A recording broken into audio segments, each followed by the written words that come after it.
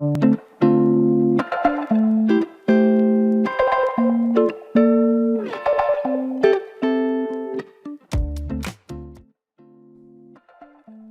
and welcome back to another one of my videos. It's Leanne here, and before we start this week I want to show you this little doll here, Autumn. She is a free knitting pattern on my blog. You can click the link you just seen at the corner there.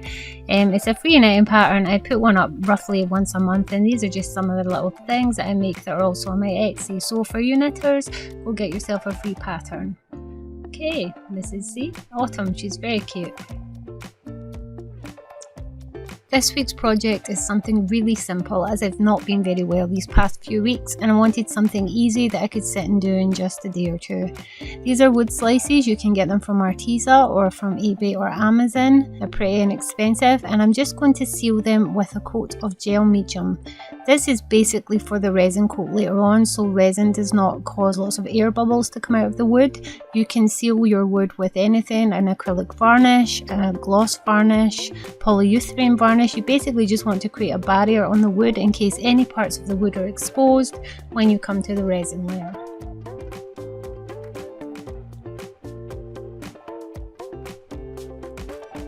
Now I'm just going to leave them to dry whilst I get out my brand new Arteza paints. Now these are actually an early Christmas present along with a few other supplies from my partner.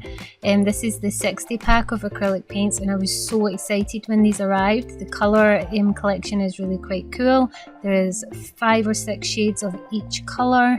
As you can see, I'm putting them down. They're decent sized tubes, and it really got me excited to start trying them out.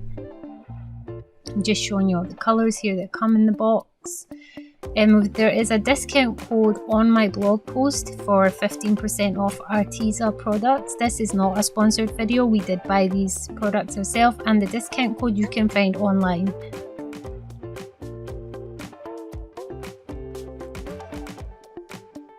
I start by trying to sketch on these wood slices, but as you can see I didn't have much sort of success with the pencil, so I switched to Sharpie marker. And it's a little bit harsh, but it's a permanent marker, so once it's dry the paint won't affect it in any way, and I can cover it up. I'm just sketching out the design that I want. I was in a very unicorn mood today. I tend to be most of the time, and to go with that I wanted a nice colourful cutesy rainbow.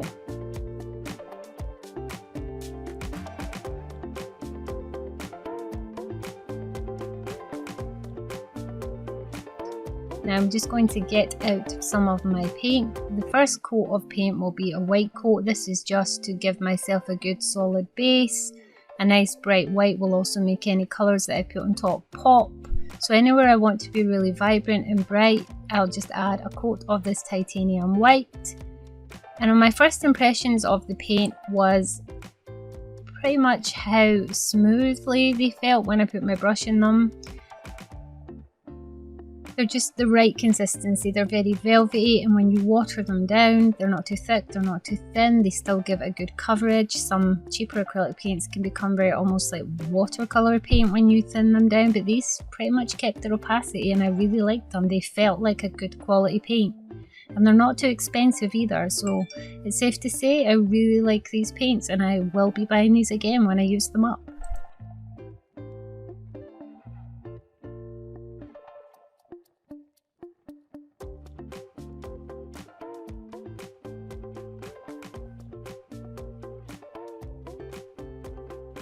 I'm just going over everything with that same white coat. And wood slices are not the easiest thing to draw and paint on.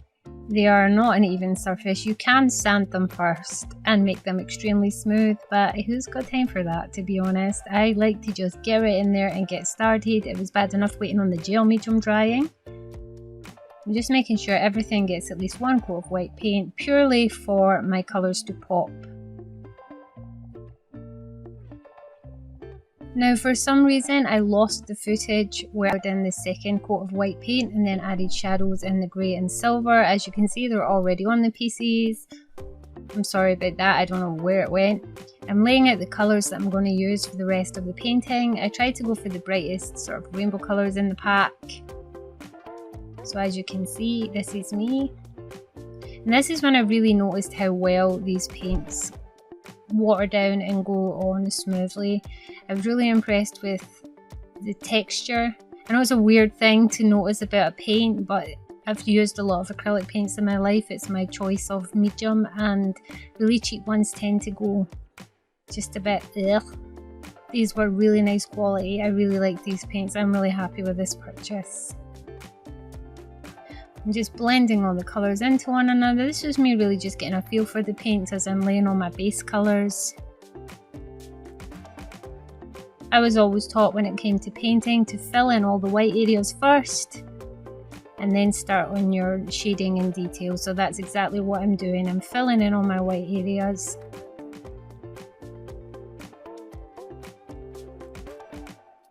Now while I paint the rest of this, because it's going to be boring listening to me talk, I'm just going to leave you with some fabulous music.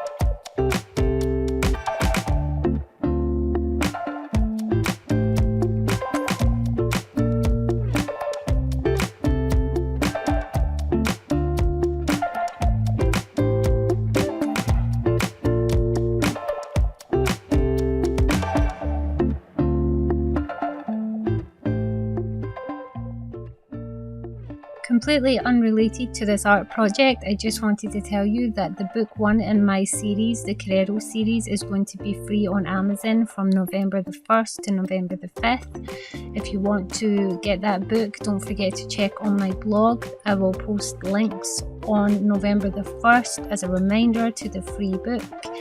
It's the first in the series, but you only really need books 1 to 3 to read the first part of the Carrero series. The first 3 books follow Jake and Emma, and then switch to other characters for book 4 onwards. So book 1 will be free on Amazon and Amazon UK and Amazon.com on the 1st of November, and it's called The Carrero Effect by me, L.T.Marshall.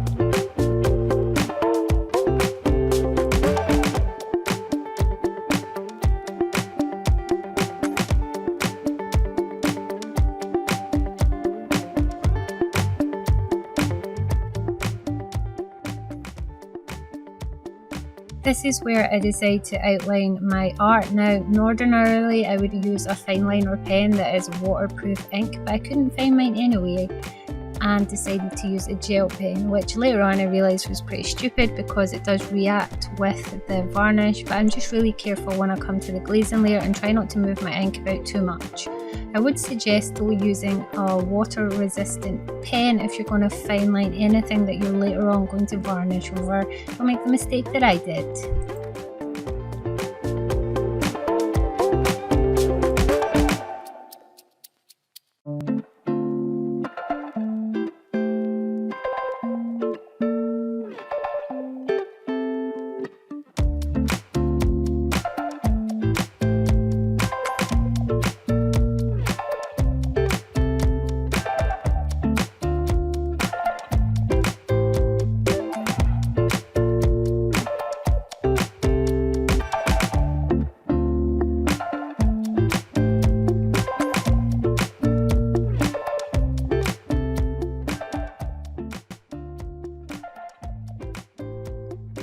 This is where I decide to add some glitter onto my clouds and my unicorn horn, but I'm just using regular nail varnish because it's easier than applying glue and glitter and having to wait on it drying. It also makes sure the glitter doesn't actually move anywhere.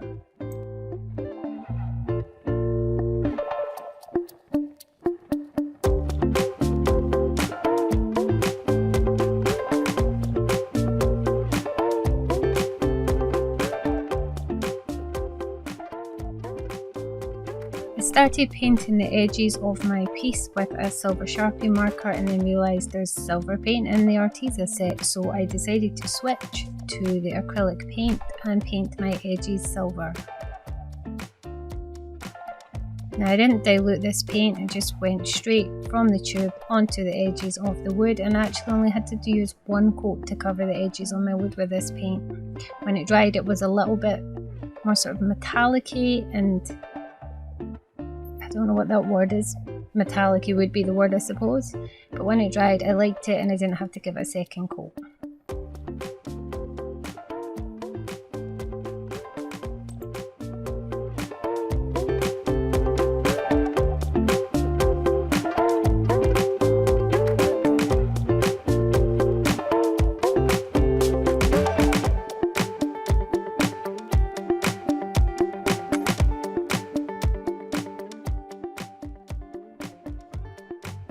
Once my edges are dry with the silver paint, I go back to my paint marker just to do a fine line all the way around the edge. It's just easier than using a paintbrush, and it matches the colour of silver in the Arteza set perfectly, so you can't actually tell that I switched to a pen.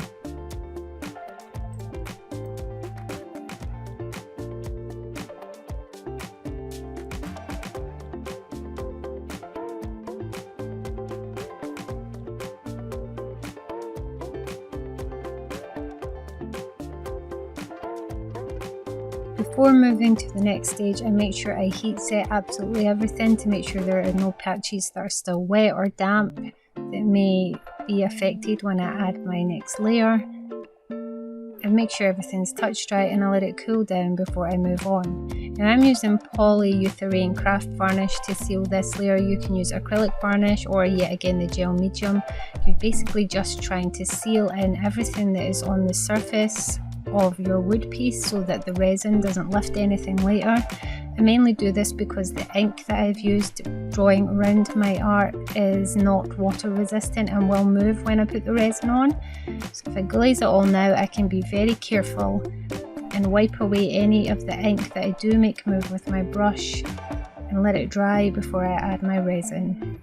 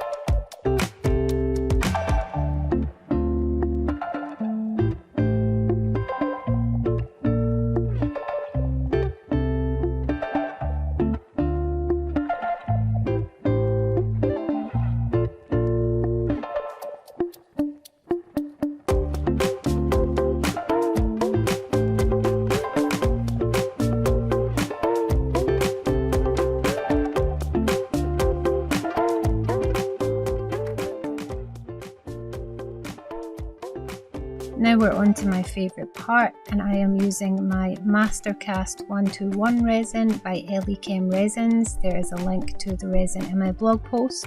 It's a two-part epoxy where you mix 50 and 50, meaning 1 tablespoon of part A to 1 tablespoon of part B. I measure out my part A, which is the thicker part, and I preheat my resin until it is far liquidier than it was before, if that's a word, liquidier. I mix my part B, and it tends to get rid of most of the air bubbles by doing this. I live in Scotland, it's always cold and wet here, so I need to give my resin a little help to disperse those bubbles. I only really do this if I'm going to be using a clear coat, and as you can see I had a spillage, which is fine because my entire desk is covered in a thick clear protector mat which I can work straight on, and I decided to just scrape it up and get on with it.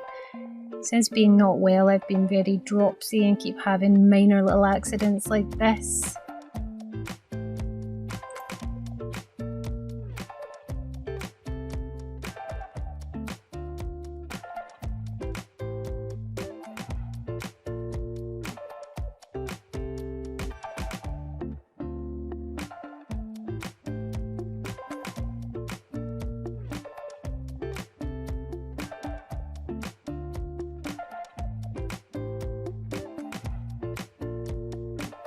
I spread my resin out very thinly first with one of my resin tools all the way to the edges.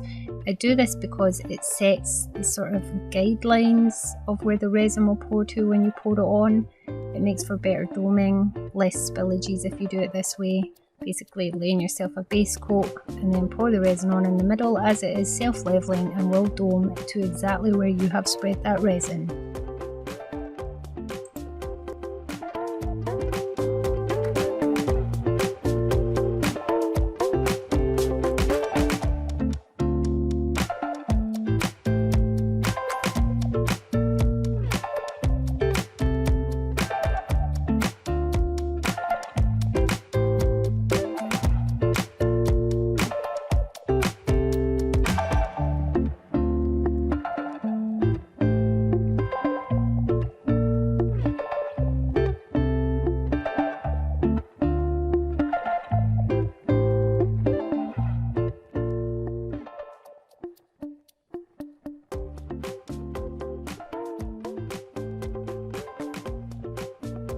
I left my resin overnight to cure, so a minimum of 8-9 hours, and this was the next again day. While I was waiting on my resin to cure, I actually tried out the paints and pens on an art journal page to match, and I was really impressed with them in my art journal page, and I'll be using them in there again. As you can see, my resin's nice and shiny, so now I move on to the next step. I'm going to drill holes in the bottom of my wood pieces to insert my barbecue skewers, and this is the part that will push into your plant pot so you can have your little wooden discs displayed amongst the foliage of your favourite plant instead of flowers. I started doing this with a hand drill to begin with, but I very soon went and asked my partner Ross to just drill it with his cordless drill, as it was a lot quicker. So I filled to the hole with some tacky glue and inserted the barbecue skewer, wiped off the excess glue and left them for a couple of hours to dry. I mean, these are pretty solid. As long as you've drilled the hole deep enough and filled it with glue, these ain't going anywhere.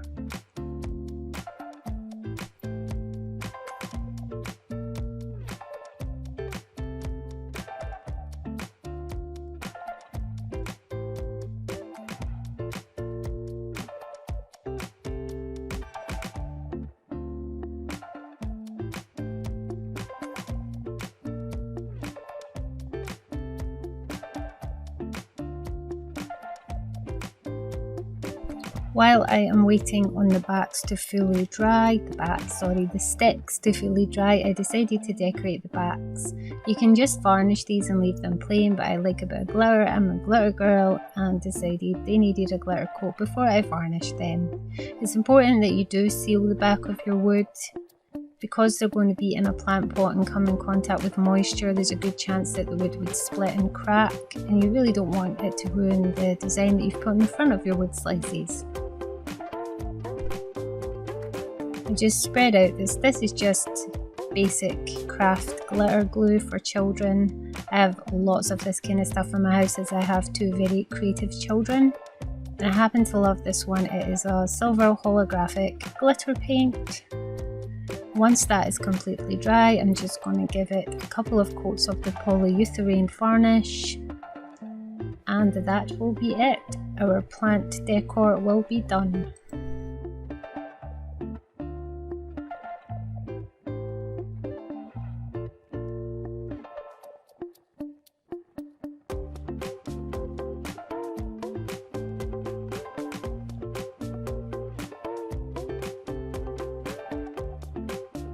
Okay, so these are my two finished, and as you can see, I added them to my two favourite plants that sit in my kitchen and add that much needed colour to two plants that don't flower very often.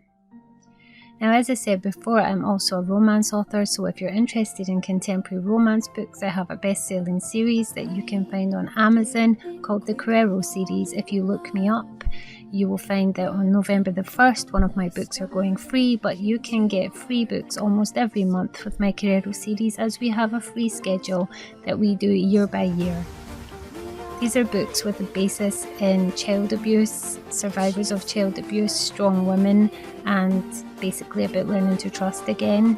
They are addictive books, and we have a fan club fan club, a fan group on Facebook where you can come and join us to talk about the books if you decide to buy them.